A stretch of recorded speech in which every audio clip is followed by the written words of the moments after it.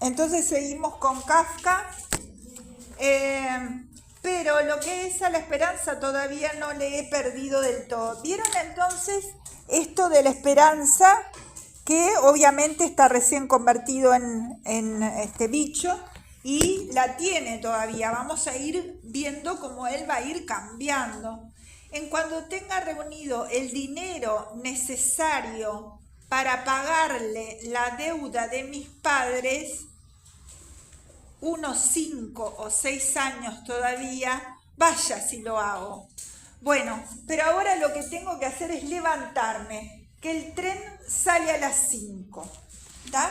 Acá entonces vamos a ver que el pobrecito tiene esa fuerza que desde afuera lo llama o lo invoca, y que es entonces el hecho de que él tiene que pagar esa deuda, ¿no es cierto?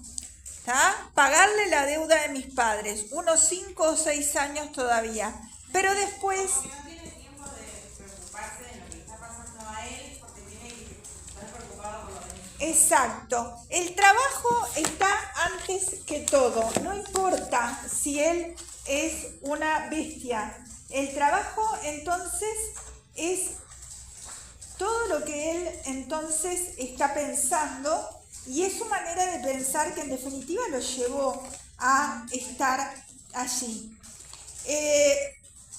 Por eso Lancelotti, con doble T, lo llama el novelista de los inimaginables caminos.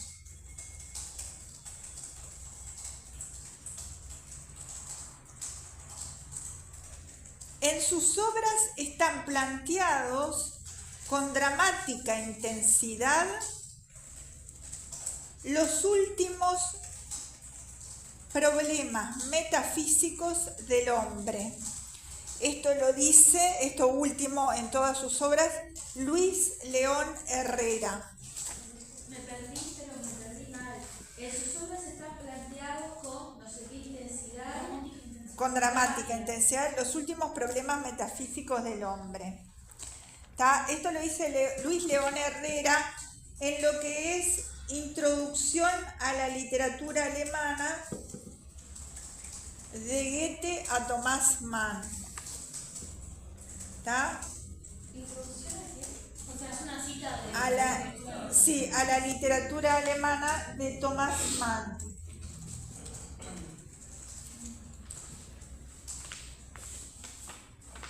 Este insecto no es verdaderamente un insecto.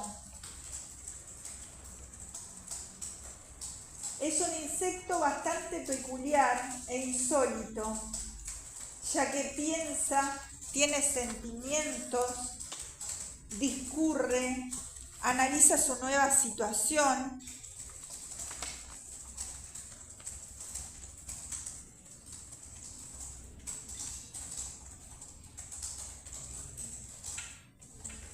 Peculiar, insólito.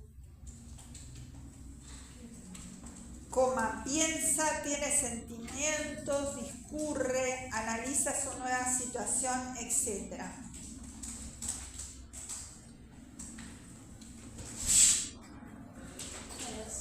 Este insecto, y se refiere a otras obras de Kafka que no vamos a mencionar, es como si estuviera diciendo a un lector poco observador y no muy profundo.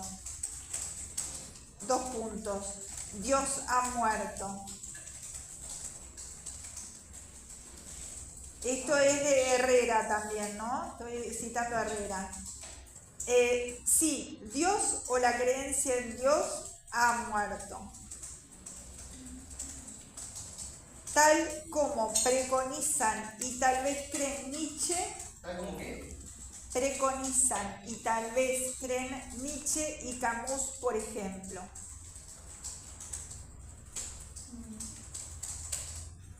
Pero Kafka, es decir, estos personajes de Kafka, Perdón, ¿cómo? pero Kafka, es decir, estos personajes de Kafka, dicen, y es más decir, se preguntan angustiosamente, ¿cuál es el camino hacia Dios?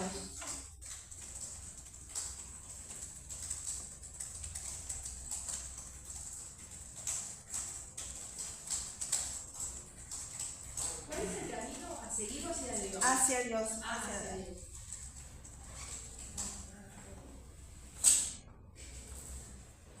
El hombre trata de empeñarse en comprender, pero no comprenderá ni al mundo, Pero no comprenderá. ni al mundo, ni a la naturaleza, ni mucho menos, y sobre todo, el destino de su alma. Dice de su alma inmortal. Esto es de Herrera, ojo. Sin embargo, todos y cada uno de sus personajes tratarán por todos los medios que tengan a su alcance de desentrañar el sentido de su existencia particular.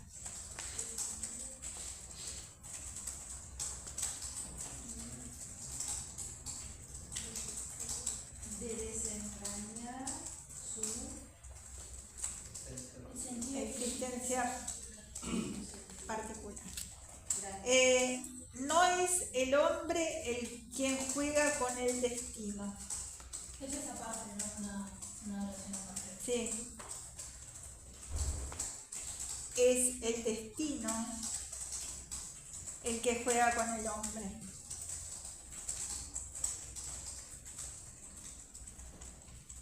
Esta sensación de fuerzas intrusas, desmesuradas, invasiones en la vida cotidiana, invasiones en la vida cotidiana,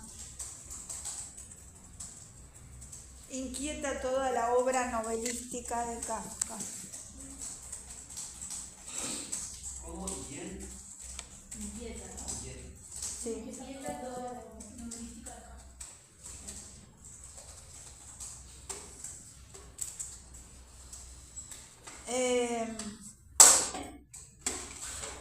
Hay algo importante que es entonces el hecho de las jerarquías.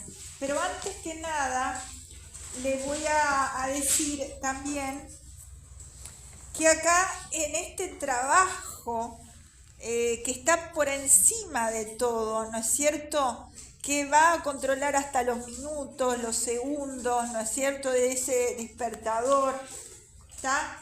Estamos ligados entonces a esta relación de producción, ¿no es cierto?, que ya vimos un poco con Chekhov, ¿no es cierto?,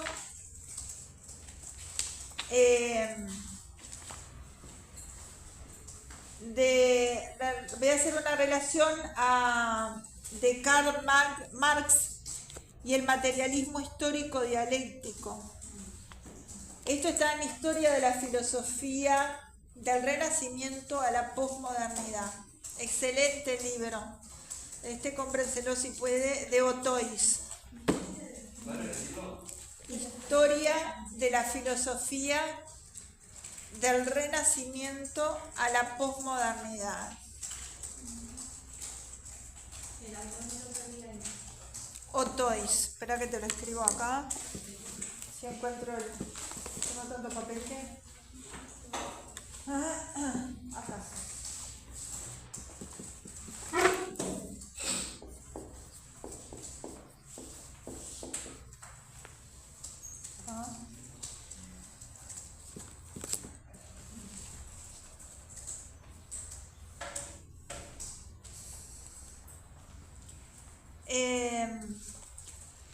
Vemos algo de esto del marxismo en relación con esto que me parece que tiene un elemento fundamental. ¿Y qué es? Algo ustedes ya saben, pero repasamos un poquito.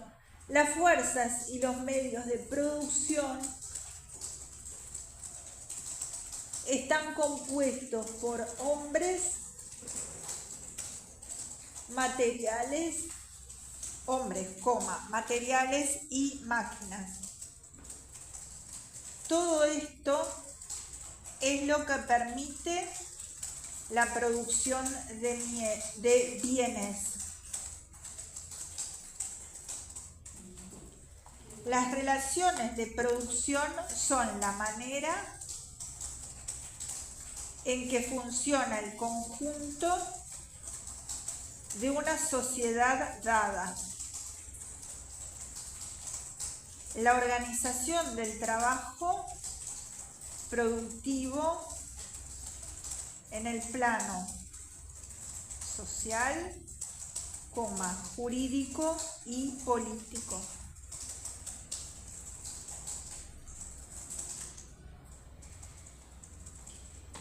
¿Sí? Así, en el régimen capitalista, el obrero no es propietario de los medios de producción, fábrica, máquinas, materiales, y vende su fuerza de trabajo, materiales, etcétera, ¿no? Y vende su fuerza de trabajo por un salario, sin el menor derecho a información sobre el conjunto del proceso de producción, sus finalidades, ni la colocación de los bienes producidos en el mercado.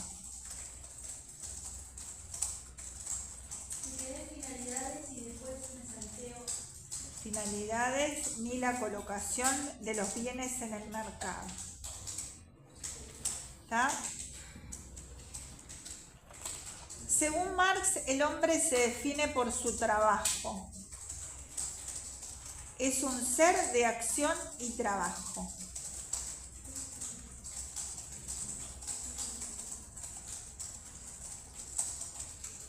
Además, cuando el trabajo está alienado, todo está alienado. ¿Sabes lo que es estar alienado? Ahora lo damos un poco más con énfasis, pero más detalladamente, pero alienado es estar fuera de sí, es ser un ser extraño a sí mismo, ¿no? Entonces, Y también como de la sociedad puede ser, ¿no? También. Además, cuando el trabajo está alienado, todo el hombre está alienado. Entre paréntesis, literalmente se vuelve extraño a sí mismo, a su esencia o a su vocación esencial.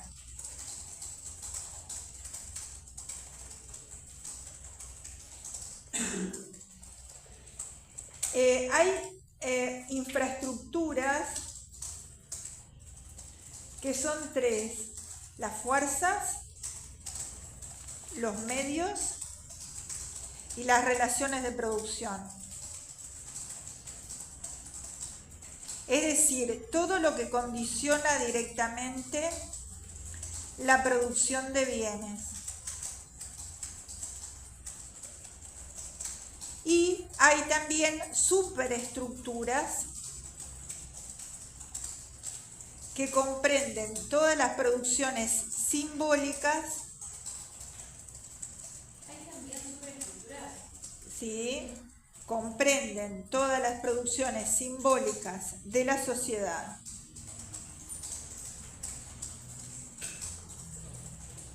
Dos puntos: colectivas y bien definidas, como las instituciones, Colectivos, perdón. y bien definidas, como las instituciones políticas, el derecho, la religión o la educación.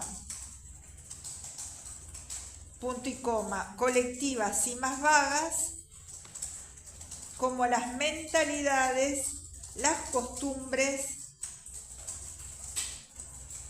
o la moral y más individuales como la filosofía y las artes. Sí, ¿dónde te vuelvo a repetir? Y más para como las mentalidades, las costumbres. Las mentalidades como las costumbres o la moral, y más individuales como la filosofía o la filosofía y las artes. ¿Está? Diversos son los problemas que se presentan.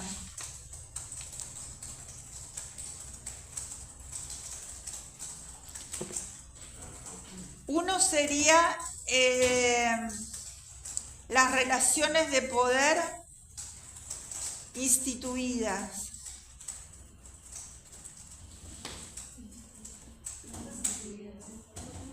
Las relaciones de poder instituidas. Segundo, que la infraestructura material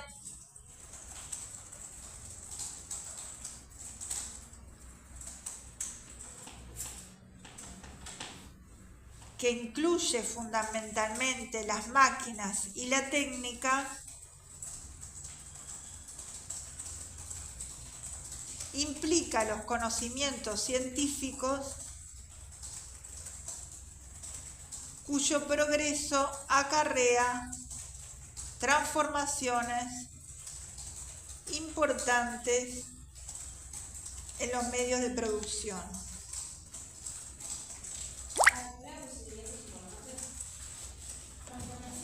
Transformaciones importantes en los medios de producción. Otro problema es la articulación entre infraestructuras y superestructuras.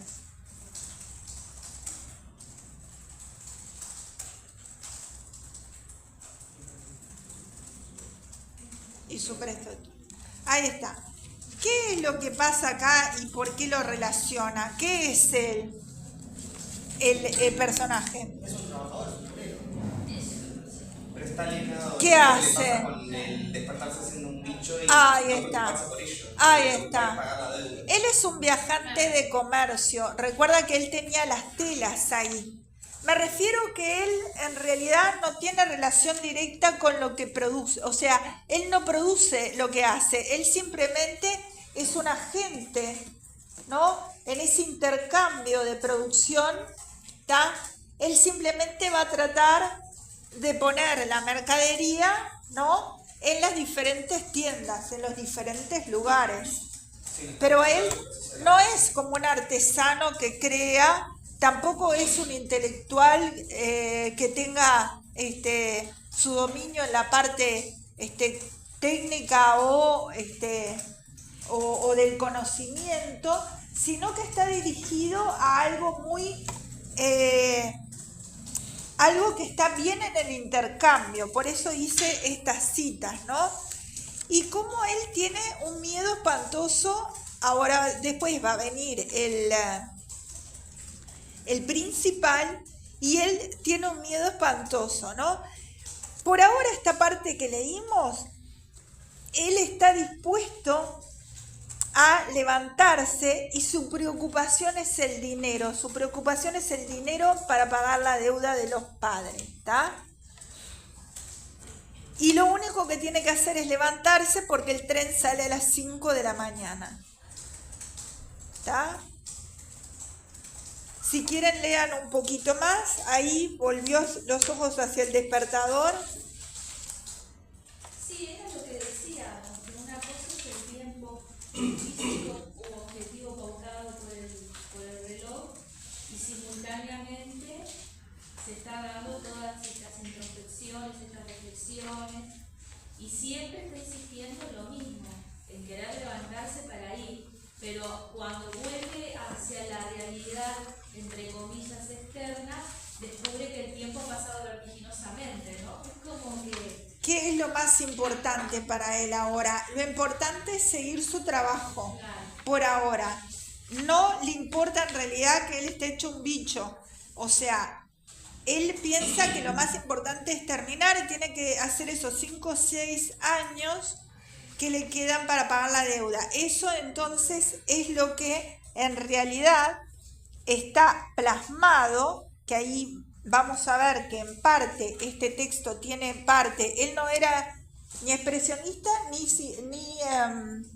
surrealista, sin embargo hay elementos expresionistas, que es este gran bicho, ¿tá?, que viene a demostrar alegóricamente que él entonces quedó alienado de sí mismo, ¿no? Alienado no por sí mismo, sino alienado por la sociedad, por el sistema que él integra para pagar el dinero que él está debiendo, ¿no? Esa es la idea, que tampoco los quería matar digamos, a lo que es las ideas teóricas, pero siempre me gusta ligarlas al texto, ¿no? ¿Quién quiere leerlo ahí? Sigo. Sí. Volvió los ojos hacia el despertador que hacía su tic-tac encima del baúl. ¡Santo Dios!, exclamó para sus adentros. Eran las 6:30 y las manecillas seguían avanzando tranquilamente. Es decir, ya era más. Las manecillas estaban casi en menos cuarto. ¿Es que no había sonado el despertador? Desde la cama podía verse que estaba puesto efectivamente en menos cuarto. Por tanto, tenía que haber sonado. Mas, ¿era posible seguir durmiendo impretérito a pesar de aquel sonido que no conmovía hasta los mismos muebles? Su sueño no había sido tranquilo, pero por lo mismo, probablemente tanto más profundo. ¿Y qué hacía él ahora? El tren siguiente salía a las 7. Para cogerlo era preciso darse una prisa loca. El muestrario no estaba bien empaquetado y por último, él mismo no se sentía nada dispuesto. Además, aunque alcanzase el tren, no por ello evitaría la filipílica del amo, pues el mozo del almacén, que había bajado al tren de las 5, le había dado ya cuenta de su falta. Era el tal mozo una hechura del amo, sin dignidad ni consideración. Y si dijese que estaba enfermo, ¿qué pasaría? Pero esto, además de ser muy penoso, infundiría sospechas, pues Gregorio, en los 5 años que llevaba empleado, no había estado mal ni una sola vez. Vendría de seguro el principal con el médico de Montepío. Se desatarían reproches delante de los padres respecto a la alevosantía del hijo y cortaría todas las objeciones alegando el dictamen del galeno, para quien todos los hombres están siempre sanos y solo padecen de olor al tabaco. Y la verdad es que en este caso su opinión no habría carecido completamente de fundamento, salvo cierta somnolencia, desde luego, superflua después de tan prolongado sueño.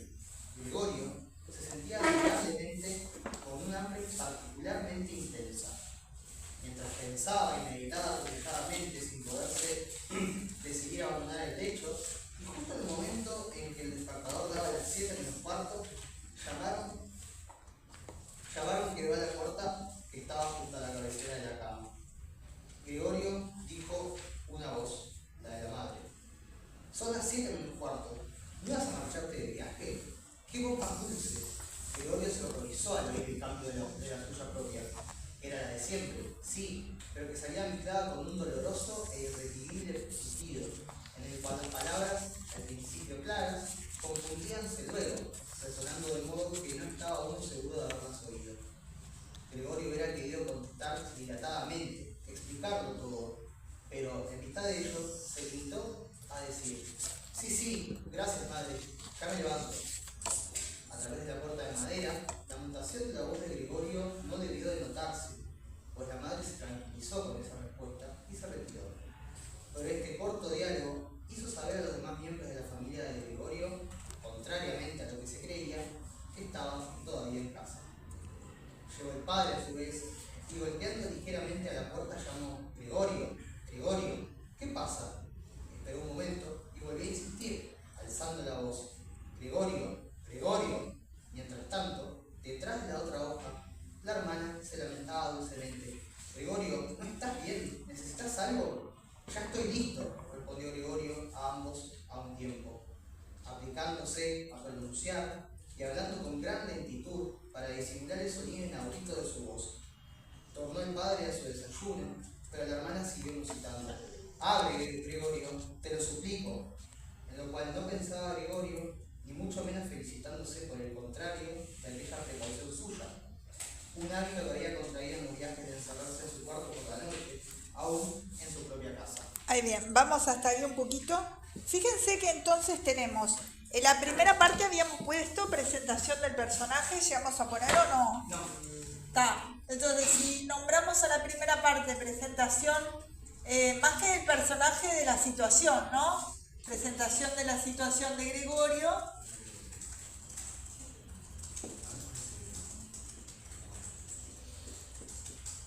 Luego acá ya tenemos la preocupación familiar. Es que hay un cambio porque hasta el momento era solo Gregorio con su situación.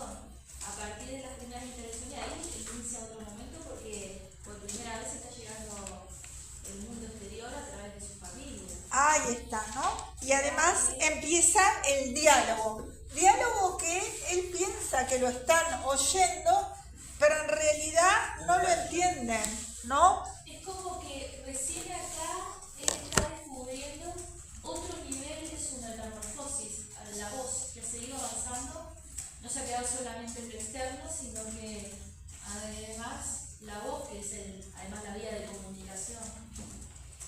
Exactamente, ¿no? Es decir, cuando él está solo, ¿no? En la primera parte que leyó el compañero, que había esto de si no sonó el despertador. Fíjense su existencia relacionada entonces al tiempo, ¿no? El despertador no había sonado, esa pregunta retórica, ¿no? Que se hace a sí mismo, ¿está? También sabemos que su sueño no había sido tranquilo, ¿está? Porque lo dice. Y el objetivo es, bueno, perdió el tren de las 5, pero puede tomar el tren de las 7, ¿está? Para alcanzarlo, él dice, hay 3 elementos. Tenía primero que apurarse demasiado. El muestrario no estaba aún empaquetado, es decir, que tenía que empaquetarlo todavía, o sea, poner esas telas allí en algún bolso o lo que fuera, ¿no? Para llevarlo. Y bueno, y la tercera condición es que no estaba dispuesto, no se sentía bien. Antes de que venga el amo, que después va a venir, él ya lo intuye, ¿no? Intuye que va a venir y hablar de la haraganería de su hijo. ¿Por qué haraganería? ¿No? Pobre, si no faltó nunca en 5 años, creo que dice, ¿no? En 5 años no faltó nunca, es decir, ese sentimiento de culpa, ¿no? Ese sentimiento de culpa que él siente como si no pudiera ni siquiera faltar, ¿no? Como que justamente tuviesen falta, si falta el trabajo, está como Si falta el trabajo, para con su familia, ¿no? Con sus padres. exactamente. Y esta temática tan actual que a algunos les pasa, que ahí me tenté cuando dice que como que iban a vociferar de que él como que le tenía alergia al trabajo, ¿no? Ahí está. Esto que a veces uno tiene miedo de faltar al trabajo, de sacrificarse por algo, porque bueno, van a pensar que bueno, que no quiero trabajar, que soy un vago. Sí. No es mi caso. Pero no, o sea, es una problemática, claro, es una problemática actual. Que siempre pasa, sí. Que a veces estamos tan alienados con esto del trabajo, ¿no? Que a veces Y vas y te sentís mal igual, sí. Claro, porque no hay un cuestionamiento hacia que se siente mal, no se siente bien. no se siente bien. Y sin exacto. embargo, está más allá, como decía. ¿Cuántas veces nos ha pasado enfermarnos de algo y decir, ay, Sí. no, pero tengo que ir a dar clase, tengo que ir a hacer tal cosa? Sí, No. tengo que terminar tal cosa Exacto. y uno lo hace y en la docencia lo hace permanentemente. Porque además decís, bueno, no, voy hasta el liceo y veo en el de la noche. En el de la noche decís, no, voy a ir a no sé. Y así seguís, ¿no? toda la vida, ¿no? Entonces, es así, tal cual, ¿no? Es decir, cómo esto es así. Quería leerles uno que habla de la culpa, porque en este texto que es Introducción a la literatura alemana, hay varios textos que hablan sobre este autor, la metamorfosis y el autor en general.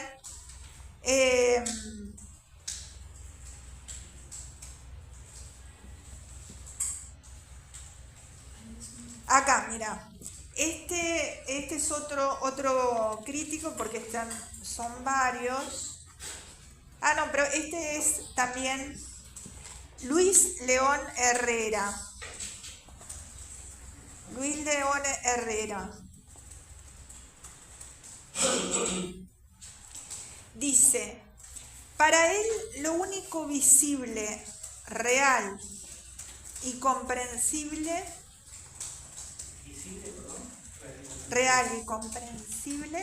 es que todos los hombres, ahí habla hombre como persona, ¿no? No se olviden que antes decían hombre en vez de decir persona. Respondemos, ya sea solidaria o mancomunadamente, de una culpabilidad original.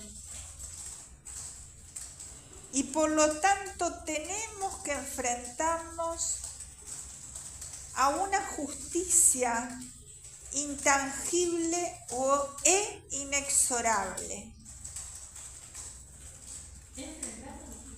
Sí, a una justicia intangible e inexorable. Admitamos nuestro castigo sin arrepentimiento y sin amargura.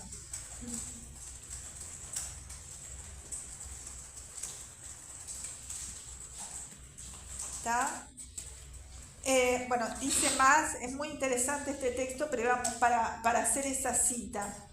Me faltó un pedacito entre comprensibles que todos los hombres respondemos. Ya sea solidaria o Mancomunadamente. O sea, la idea de la culpa. Y dice, ¿y dónde está la culpa de este insecto?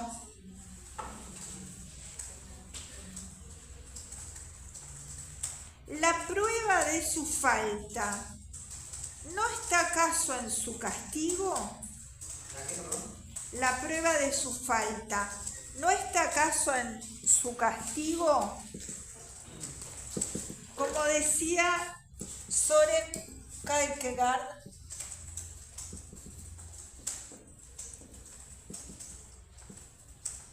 es bien difícil. ¿Soren o Soren? Søren Kierkegaard,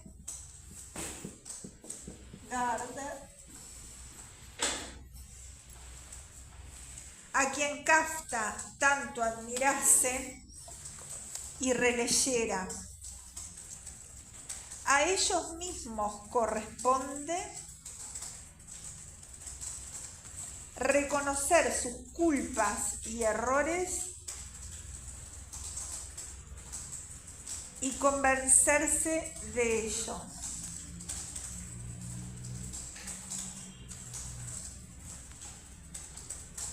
No deben preguntar, ¿por qué se me castiga?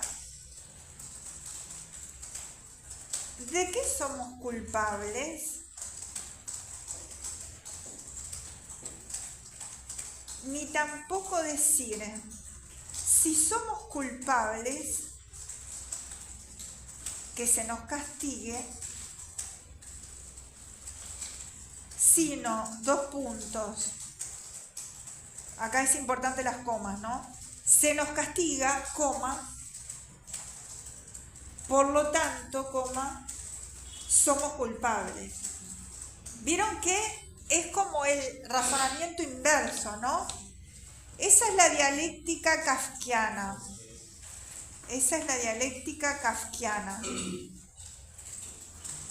Y quien no entiende esta dialéctica, dice Luis León Herrera, no podrá comprender jamás a Kafka.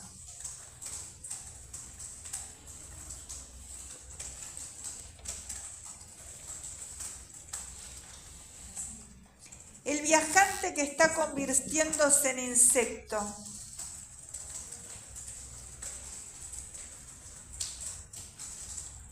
No, nada debe esperar de la vida y todo pueden esperar de ella. Pero la vida lo toma cuando ellos vienen, cuando él viene, y lo deja cuando se va.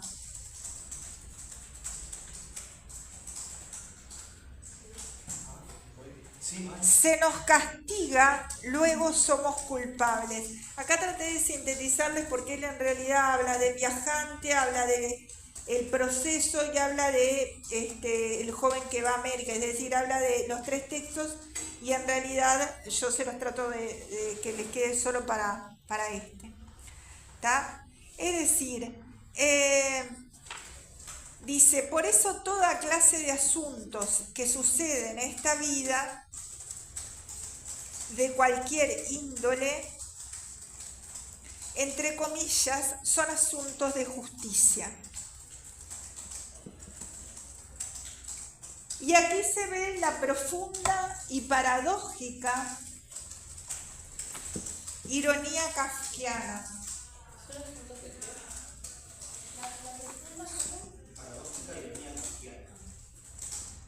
Son asuntos de justicia, era aquí también, entonces, la profunda y paradójica ironía kafkiana, y eso a nosotros, sus personajes, que también lo somos, no puede interesarnos. No puede interesarnos. Seamos tan solo meros espectadores, seamos tan solo meros espectadores y aceptemos cualquier clase de veredicto.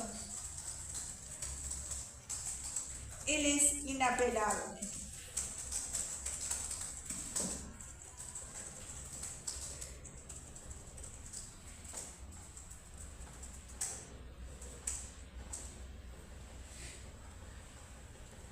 Dice que su mundo novelístico, hablando en general, por todas partes se exhorta a los hombres a conocer la justicia y a la vida. Y es precisamente la justicia y la vida que desconoce a los hombres. La justicia y la vida Que desconoce a los hombres. ¿Tá? Es decir, cómo él en realidad, entonces, en el fondo, volviendo al texto, cómo él se siente culpable, cómo él no, Él no se cuestiona.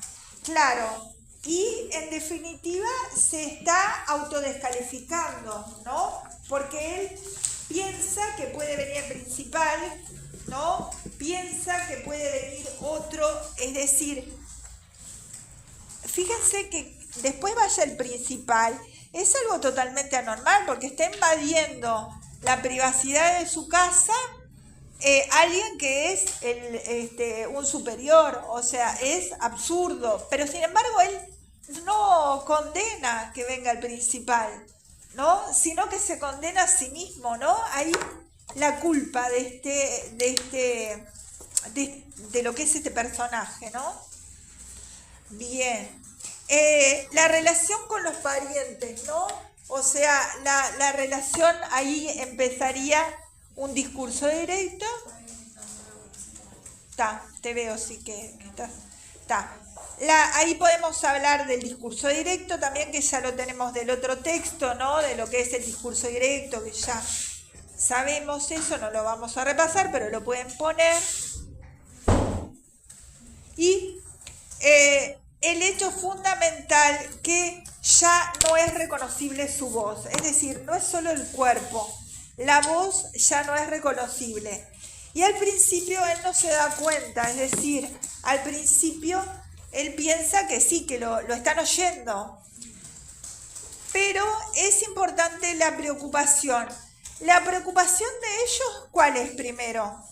Que no ha ido a trabajar. Que no fue a trabajar. Primero que nada, que hay como hay un grado de manifestación de los distintos vínculos, es decir, de acuerdo Sí. a las preguntas y a las tonalidades de los personajes, ahí ya se nos está anticipando qué tipo de vínculo tenían Exacto. con Gregorio. La madre es suave, pero la pregunta es ¿qué pasó que no ha ido a trabajar?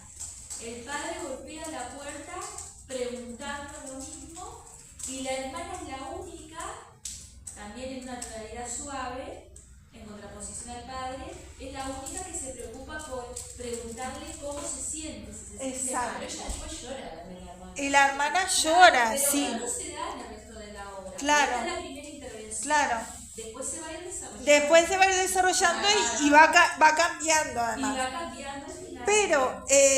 Pero como es, fíjense entonces que es significativo que en realidad lo primero, si hay un familiar mal, es decir, ¿qué te pasó? ¿Te sentís mal? Lo que sea, ¿no? Pero no.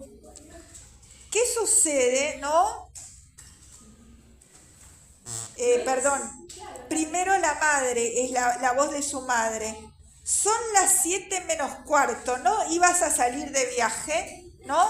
Es decir, la madre que igual es la que él más quiere, que también quiere mucho a la hermana, pero digo, como que hay una relación afectuosa, no le dice primero te sentís mal, o sea, ¿no? Sino que no ibas a salir de viaje, es decir, no vas a trabajar.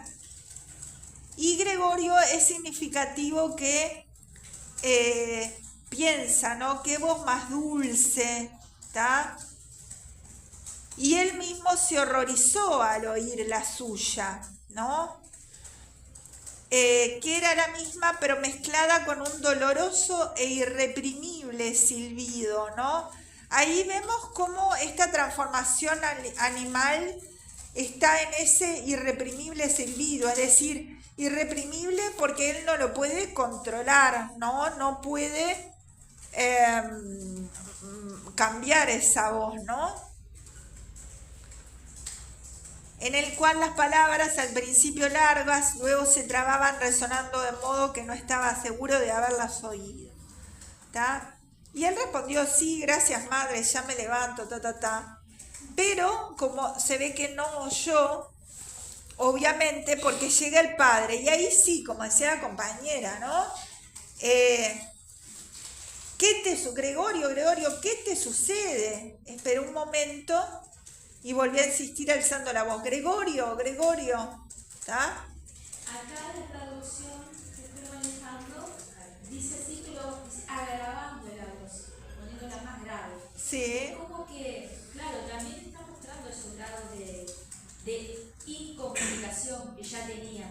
Ahí está, El ¿no? tipo de vínculo con cada uno, ¿no? ¿Y cómo? Y viceversa. Ahí está. Y cómo esta puerta, ¿no? Esta puerta que después él dice y se festeja a sí mismo, o sea, que menos mal que tenía aquella precaución adquirida en los viajes de encerrarse en su cuarto por la noche, incluso en su propia casa. Esta puerta pasa a ser un símbolo de la incomunicación, ¿no? Es decir, que además tenemos una dentro de la puerta que está Gregorio, ¿está? Un símbolo de la incomunicación que hay. Tenemos por un lado adentro que está Gregorio y por otro lado el afuera, ¿no? Con la madre, el padre, la hermana y ahora después que va a venir el principal también, ¿no? Pero aparte otro dato importante, la puerta está separando un espacio físico, pero la puerta está separando también a nivel vincular. Pero además el hecho de que él contrajese el hábito de cerrar con llave la puerta, eso está reafirmando el sentirse extraño en su propio hogar. En su propio hogar, porque... O sea, como un lugar extraño en su propio hogar. Claro, porque él no tiene la confianza de dejar abierta la puerta, ¿no? Tiene, si cerrás la puerta en tu propia casa, bueno, ¿Cómo que te sentís? no te sentís muy cómodo, ¿no? Claro, o sea, porque nada más no es cerrar solo la puerta, es cerrarla con llave, ¿no? Es decir, no es entornar la puerta, es cerrarla y cerrarla con llave, ¿está?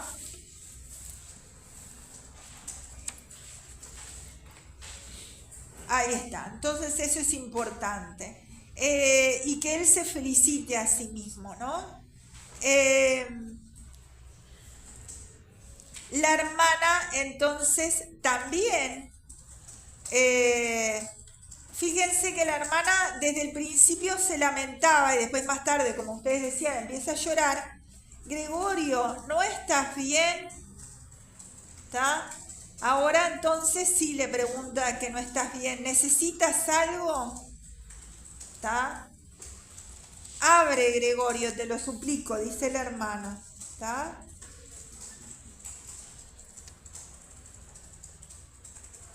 Ahí si quieren seguir un poquito. Creo que dejaron ahí, ¿no? Había de empezar por levantarse la cama. Eso dejaron ahí, ¿no? Pero, a ver, ¿dónde hemos quedado? El padre volvió al desayuno, pero la hermana siguió musitando, abre Gregorio, te suplico, hasta ahí. Creo que habíamos leído hasta ahí o leyeron un poco más.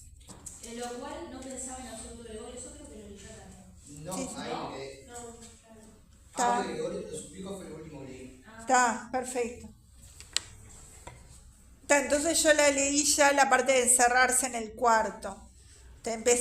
Había que empezar por levantarse de la cama. Está bien.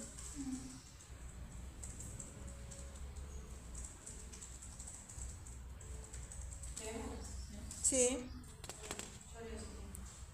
Primero iba a levantarse sin que nadie lo imaginara. Se vestiría enseguida y, sobre todo, desayunaría. Después tendría tiempo de reflexionar. Bien sabía que no sería en la cama donde encontraría solución a su problema. Es frecuente que una mala posición en el lecho traiga como consecuencia algún malestar que desaparece en cuanto uno se levanta. Y Gregorio deseaba que la alucinación de ese momento se disipara de manera paulatina. En cuanto a cambio de su voz, tenía la certidumbre de que se debía a un resfriado en su etapa inicial, la enfermedad profesional de los viajantes. Muy fácil le resultó apartar la colcha. Se distendió un poco y cayó sola. Pero inmediatamente su propia y extraordinaria anchura le molestó. Para levantarse hubiera podido ayudarse de los brazos y las piernas, pero en su lugar tenía ahora unas patitas en constante agitación e imposibles de dominar. Para poder controlar una, debía estirarse y, al realizar el movimiento deseado, las restantes se desencadenaban sin control alguno, haciéndole sufrir de un modo atroz. No debemos quedarnos en la cama, concluyó Gregorio. Para liberarse de esta situación, intentó sacar, primero, la parte inferior de su cuerpo. Por desgracia, esta parte, que aún no había visto y de la cual no tenía, por tanto, una idea exacta, le resultó muy difícil de mover. La lentitud de la maniobra lo exasperó. Pudo reunir todas sus fuerzas para echarse hacia adelante, pero había calculado mal la dirección y se dio de bruces contra las pies de la cama. El agudo dolor experimentado entonces evidenciaba que la parte inferior era ahora la más sensible de su cuerpo. Quiso entonces, cambiando la táctica, comenzar por la parte superior, volviendo cuidadosamente la cabeza hacia el borde de la cama. Esto le resultó fácil, y a pesar de la anchura y del peso del cuerpo, toda esa masa respondió al movimiento iniciado por la cabeza. Pero, cuando ésta tendía ya fuera del lecho, Gregorio tuvo miedo. Si caía en esa posición, solo un milagro podría salvarlo de partirse el cráneo, y no era el momento oportuno para perder la cabeza. Más valía permanecer en cama.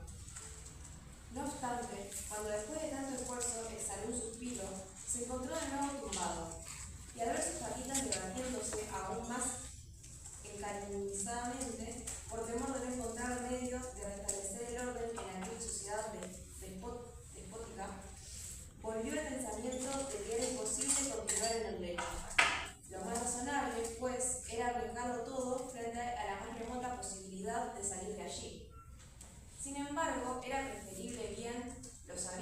perfeccionar con serenidad antes de tomar resoluciones extremas. Por lo general, en circunstancias difíciles, miraba hacia la ventana, como para encontrar algo allí que le infundiese ánimo y cobrar valor. Pero ese día la calle no sugería como otras veces. La niebla no anunciaba nada bueno. Las 7, se dijo.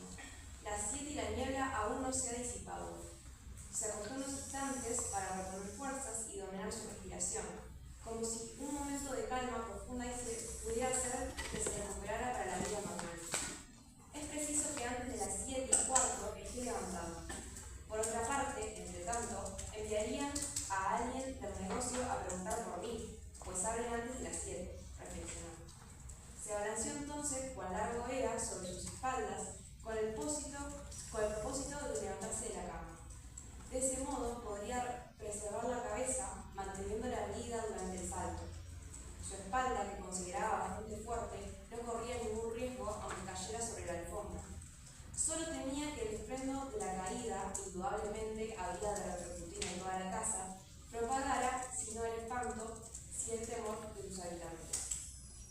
Cuando tuvo la mitad del cuerpo fuera de la cama, gracias al nuevo método, el trabajo forzado que significaba antes esta operación se había convertido en un juego. Pensó en qué sencillo era hacerlo con ayuda de alguien. 2 personas robustas, como su padre y la criada, bastarían y sobrarían. Todo se simplificaría si pasaran los brazos bajo su curvada espalda, lo retiraran del lecho, se agacharan luego con su carga y aguardaran con prudencia a que se tiraran al suelo, donde las patas evidenciarían su razón de ser. Pero aun cuando las puertas no hubieran estado cerradas, ¿cómo vendría a llamar? ¿Convendría llamar? Ante esta idea, a pesar de su desgracia, sonrió. Ya había adelantado tanto que, mientras se columpiaba, creyó perder el equilibrio.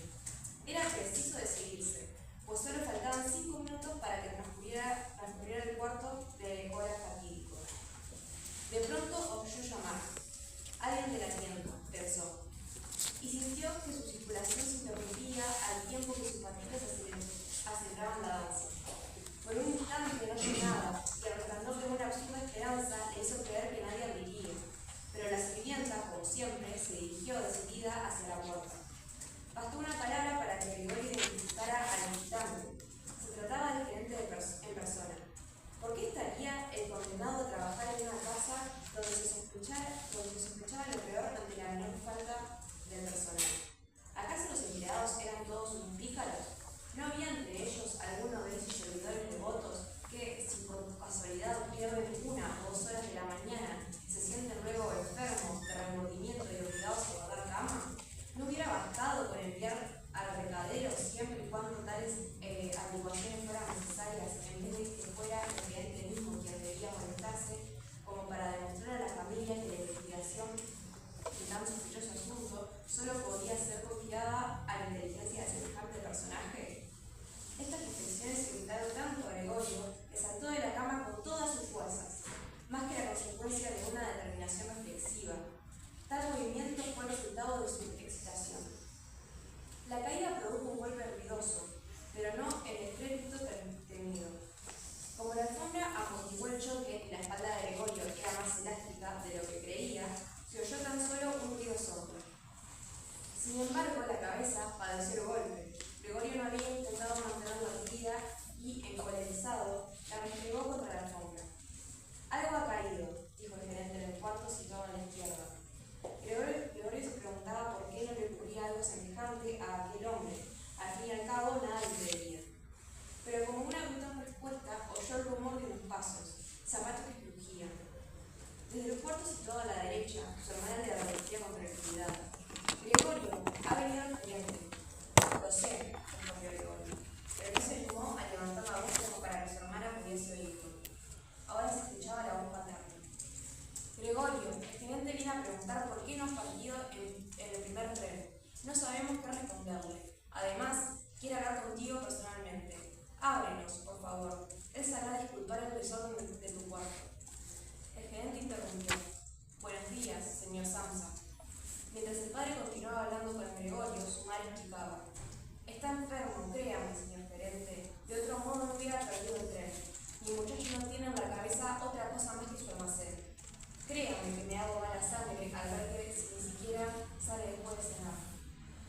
Acaba de pasar una semana con nosotros y todas las noches se ha quedado en casa, sentado a la mesa, en los diarios o estudia los itinerarios, siempre silencioso. Su mayor caramelada consiste en hacer algunas tonterías de madera. Últimamente ha tallado un marquito. En 2 o 3 noches lo terminó. Cuando pase al cuarto de Gregorio se asombrará al verlo. Es precioso.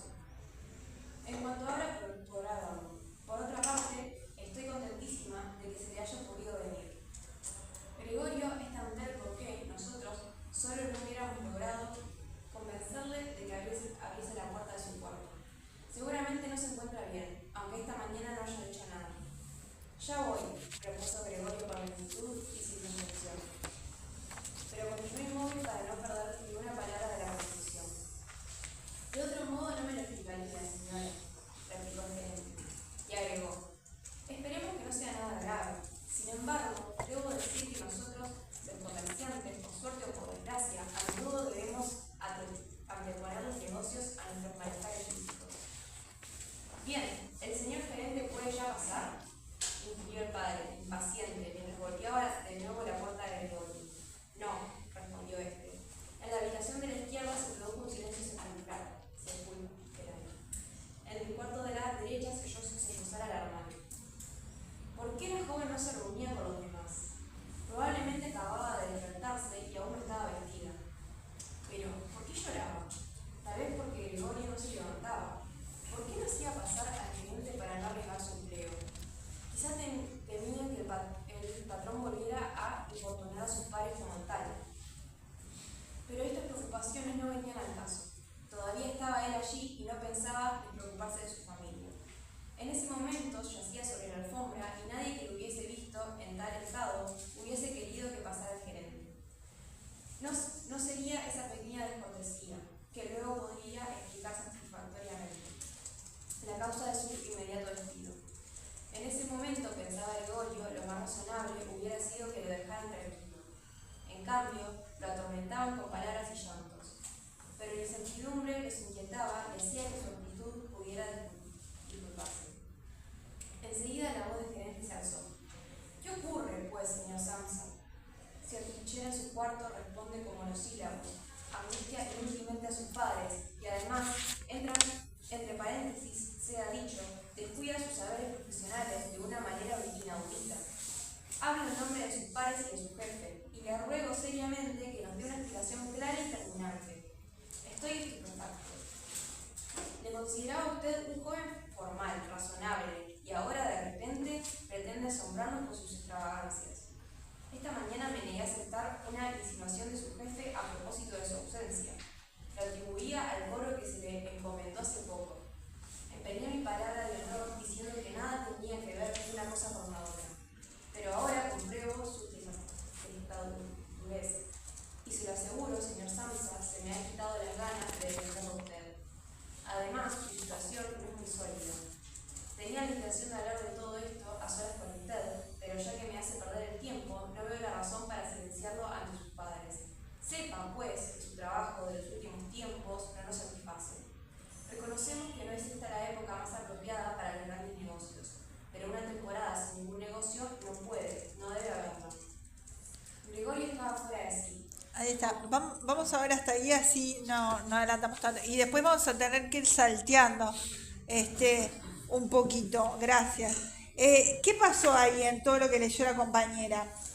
Hay dos momentos. Bueno, está el momento de experimentarlo con su nuevo cuerpo en la cama. Ahí está. Intentando salir, porque en realidad es una nueva estructura y está empezando a desaprender y aprender a movilizarse o intentar movilizarse en su nuevo cuerpo o estructura. Entonces ahí tenemos que, por un lado, en algunos momentos él lo que intenta por todo medio es que no lastimarse, no herirse la cabeza, porque es un elemento importante, porque gracias a la cabeza que tiene la conciencia humana todavía, y reflexiona y hace toda esa conjetura. Pero por el otro lado, más adelante, cuando se termina golpeando igual, ahí cuando siente por primera vez su nueva sensibilidad, el dolor pulsante que dice Sí. por allí, ¿no? ¿Sí? Entonces ahí está aprendiendo también de su nueva sensibilidad. ¿Sí? Yo iba a decir algo más del principio de lo que Sí. vimos, que fue eso, como que él fingía demencia y decía, bueno, debe ser un resfriado. No se dio cuenta que estaba convertido en cucaracha. Claro, ¿sí? él piensa que, en definitiva, él en el fondo piensa que esto va a terminar de algún momento, Se va a curar. así como empezó, va a terminar, ¿no? Como si fuera una pesadilla. Ahí, entonces tenemos en esta parte todavía, después no, después va a pasar a ser una realidad entre comillas, de la realidad de la ficción, obviamente. Pero acá todavía tenemos esa idea de si él está en el plano onírico o está viviendo realmente, pero él piensa de alguna manera, como decía la compañera, que él va a poder cambiar. Vemos los esfuerzos que hace con ese cuerpo, ¿no? Nuevo, diferente, ¿no? Y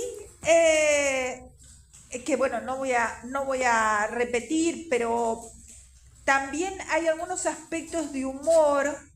Por ejemplo, había avanzado tanto que un único balanceo más fuerte que los anteriores alcanzaría para hacer de perder casi por completo el equilibrio. Es decir, hay elementos de humor en ese cuerpo tan grotesco, ¿no? También cuando dice, por ejemplo, su espalda tenía también más elasticidad, ¿no? Es grotesco por las desproporciones de las partes. Es ahí está. Él sigue queriendo moverse como si tuviese la estructura antigua.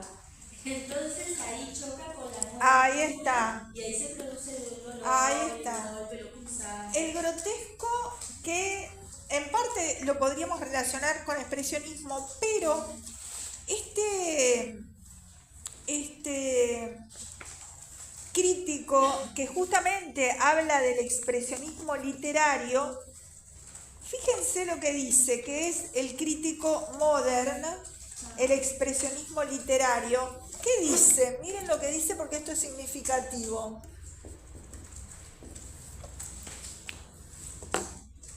Habla de varios autores y dice, no cabe incluir dentro del expresionismo al estilista más eminente de esta generación, Franz Kafka.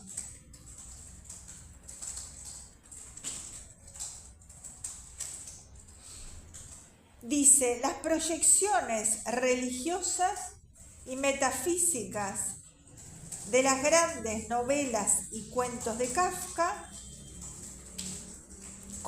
la simbología general de su acción y personajes, la simbología general de su acción y personajes, su peculiar clima de pesadilla y angustia, escapan a todo rótulo y ubican sus narraciones dentro del gran arte de todos los tiempos. ¿Ah? Ubican sus narraciones dentro del gran arte de todos los tiempos. Es decir, es como si él estuviera por sobre esto, ¿no? Y en realidad yo les dije, no es típicamente porque él no perteneció a ningún grupo en particular, ¿no? Sino que podemos ver rasgos. Sí. Pero es interesante esto que dice este autor, ¿no es cierto? Es como si él fuera más grande que meramente el expresionismo, ¿no?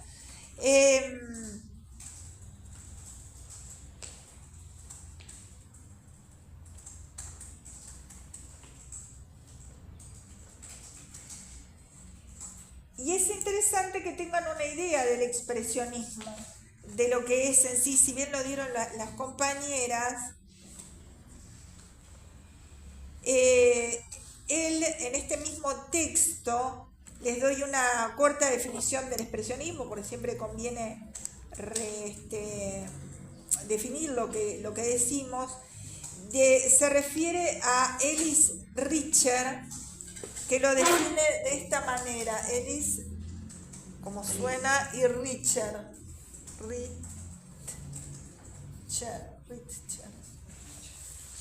Lo define de la siguiente manera, 2 puntos. Es corta, no se preocupen. Expresionismo es la reproducción de representaciones o de sensaciones provocadas en nosotros mismos, por impresiones externas o internas.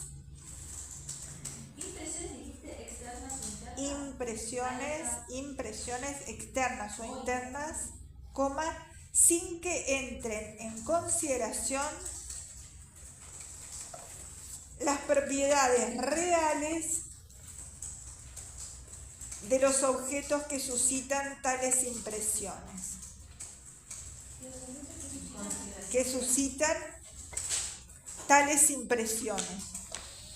¿Está? Es decir, que podemos decir que algunos críticos sí lo ven como a algún aspecto expresionista, pero en el caso de Modern no lo considera así, porque lo considera como más abarcativo.